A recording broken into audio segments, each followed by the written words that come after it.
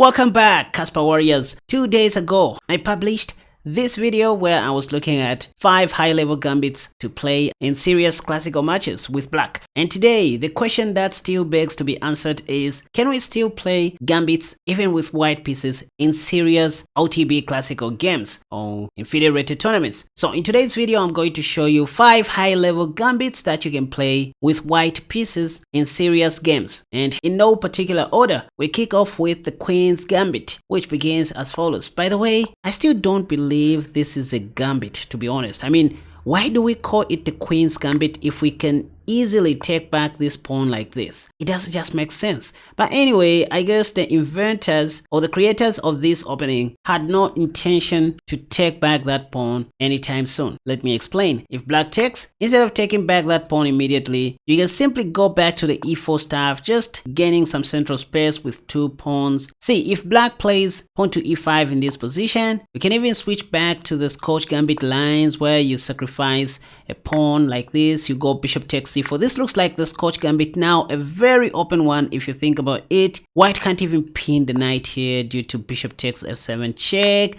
And if king takes, we simply have knight e5 check and that. I guess this was the main idea of the Queen's Gambit. But anyway, these days nobody accepts the pawn on c4. The top played move is either pawn to e6 or knight f6 in this position, or even pawn to c6, the semi-Slav. By the way, I do have a beautiful semi-Slav course. You can check it out on my website, KaspaChess.com, or on my Patreon page, and that's how you support this channel, by the way. Let's start with pawn to e6. One of my favorite lines begins with knight c3, and after knight f6, I just take. Point is, after pawn takes, I want to transpose the game back to the London, kind of, with the move bishop f4, just dominating on the center of the board. And there are so many things that black players can do even in this position, but I just want to be very quick in development. If bishop d6, I always advise to play bishop g3 so that black helps you to open the file for your king's rook if they take on g3. Okay, the thing is, there are no any funny traps, tricks, and dubious lines in the queen's pawn game. It's just a positional game for those who want to play positional chess. So this is one gambit that you can highly depend on, and I'm not going to waste my time with this common gambit. So moving on to high-level gambit number 2, the Scotch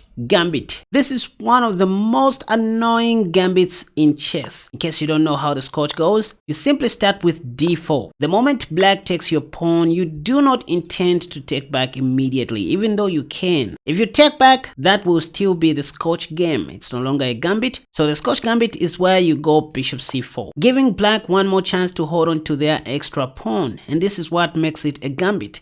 You can even go an extra mile by sacrificing another pawn, kind of the Danish if you think about it, but this is called the Hexo Gambit. If black takes, you can simply go bishop takes f7 once again so that you win back your dark squad bishop in style on the next move. If the king goes back to e8, you can even flex a little bit. Instead of taking right away on c5, you first give a check, you provoke a weakness, and then that's when you take back. It's not even wise for black to take on b2 because, I mean, they're just going to help you activate so many pieces. Knight f6, e5, knight e4, queen e3, and the knight is trapped. So this is the starting position of the Scotch Gambit.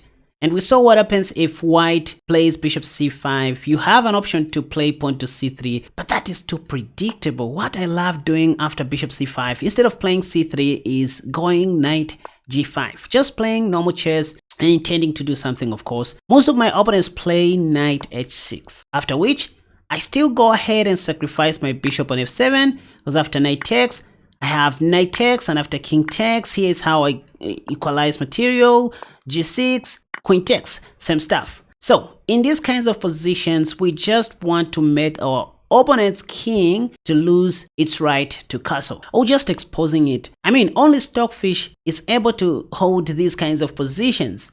Human beings are not good defenders. So openings like the Scotch Gambit are very dangerous at human level. Oh, by the way, do you know that it's because of the Scotch Gambit why most black players switch to the Sicilian? Anyway, that's a topic for another day. Once again, after ED, you still have bishop c4. The other move you're going to see, if not bishop c5, is knight f6 in this position.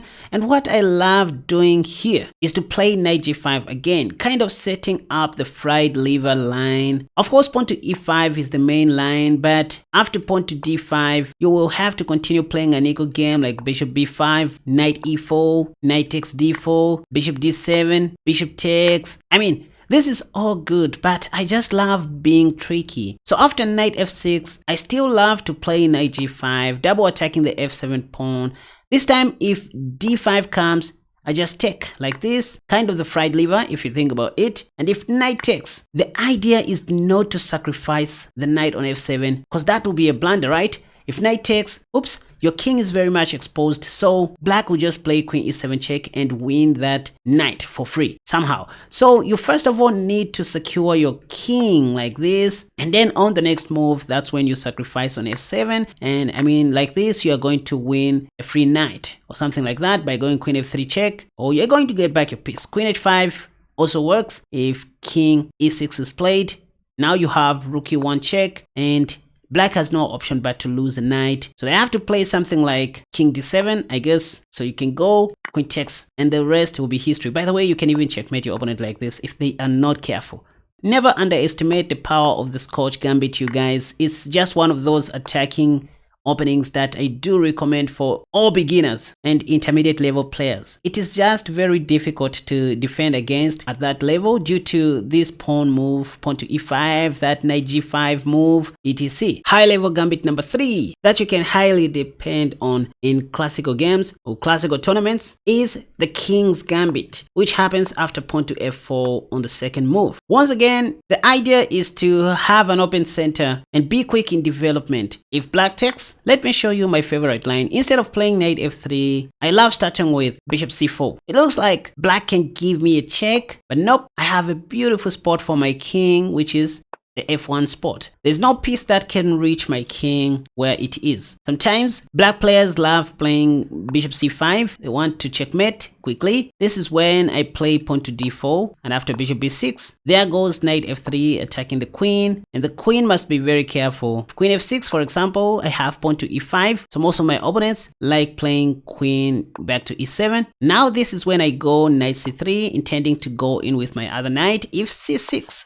stopping that, I simply take back on f4 with my bishop. Knight f6 is what most people play because they want to put their king to safety, but once again, pawn to e5 is very deadly. Knight h5 attacking the dark squared bishop, bishop g5 attacking the queen, pawn to f6. I mean, there's so much to do in this position, like e takes f6, gf, queen d2, rook e1, etc. So this is the line I love to play in the King's Gambit. You know, if you want to learn more about the King's Gambit, I suggest you watch the video that has popped up in the card above, or you can check the comments section for all the relevant videos that you may find interesting. Let's move on to something crazy. High level gambit number 4, the Evance Gambit. This is one chess opening that has been neglected and forgotten these days, but it can still work wonders. After e4 and e5, you can just simply start with the Italian game with bishop c4. The moment black plays bishop c5, the Gioco piano, this is when you want to play b4. The Evance Gambit is an opening out of the Gioco piano variation, as I stated, and it leads to lots of open tactical games and, more importantly, opportunities for sacrifices favored by white players. By the way, one beautiful line I love is this one that goes as follows. After bishop takes, you first of all start with c3. There are two popular continuations from here, bishop c5 and bishop a5. If bishop c5, there's something nasty that I start preparing from here, beginning with pawn to d4. After pawn takes, I take back with my c pawn, and if bishop b4 check, what I love doing is to surprise my opponents with the move king f1. Again, the move that we saw in the King's Gambit. Who am I? And what usually happens is I win most of my games right from here, because most black players tend to miss this simple tactical shot. See that the top played move in the Lichess database is pawn to d6. The moment you see that move, it's high time to start celebrating. Point is, after that, you are simply winning due to pawn to d5. Black is going to lose a piece. If knight e5 is played, for example, you can even start with knight takes e5, and after pawn takes, you go queen f4 check, and I mean, there's no escaping. So that's how I love playing the Evance Gambit. Again, pawn to b4, bishop takes, c3. This time if black plays bishop a5, first I start with d4, kind of opening up the way, and then instead of taking back, I then go queen b3, attacking the f7 pawn. This is all I know. Of course, there are so many things you can do, but I'm just showing you the most forcing line at human level. If knight h6, I just take. If queen e7, only sensible move. First, I would love to play bishop g5 or something like knight g5. Now, because of queen takes and this discovery check in the long run, I first of all want to put my king to safety like this. By the way, there is no queen takes due to rook e1, so no black player would do that. But anyway, the point is, after castle shot and knight f6, the top played move unleashes, this is when I go pawn to e5. I mean, speaking of the forcing lines, right? Not the best according to Stockfish, but it works at human level. The point is just to sacrifice one more pawn and make black lose their right to castle. This is only a position that Stockfish would be comfortable with playing. I mean, king f8, what are we doing? There's bishop a3 check, there's knight d2. I mean, if bishop takes happens, we even have bishop a3 check. If d6, here comes rook e1 and black is in trouble. Say queen g5, pawn to f4, what are they going to do? Queen f5, knight c4. Oops, bishop takes, but then we have knight takes. There's a discovery coming, and I mean, look at this. So this is just one forcing line I love to play against humans in the bishop a5 line. High level gambit number 5 that I can highly recommend against the French is the Alpine Gambit. I know some people may not agree, but I mean, who cares? I've won a lot of games in both classical and OTB matches with the Alpine. After d5, I love playing bishop e3. Yes, giving up the e4 pawn and start attacking it right away. Sooner or later, we do get back that pawn. By the way, the main line goes as follows. Knight f6, we go c3. And you can see the plan coming. Nothing will stop us from capturing this pawn. I mean, the more black concentrates on protecting this pawn, the more they are going to be way behind in development. For example, b6, we can simply go g3, bishop b7, bishop g2. At this point they play c5, I guess, but we always have knight e2. If bishop e7, there comes queen c2, and I mean, that's how we get back that pawn in most cases. If pawn takes, we can even take back with a knight, but the safest is to take back with the bishop to avoid any sorts of tactics, and from here nothing will stop us from getting back that pawn. So this is one gambit I love to play against the French. Sometimes instead of playing knight f6 after knight d2, black players love holding on to this pawn. The moment you see this f5 pawn, or the moment black tries to hold on to the extra pawn in this manner, just go pawn to f3. That's how you undermine these center pawns. Pawn takes, knight g f3, and then you are going to start using this diagonal as a point of attack. Knight f6, bishop c4, bishop d6. This is what most people do, and then you can simply go castle short or queen e2. If they castle short, note that they just pin themselves. Sometimes what I love doing in this position is to play knight g5. The other hidden idea is to take on f5 like this.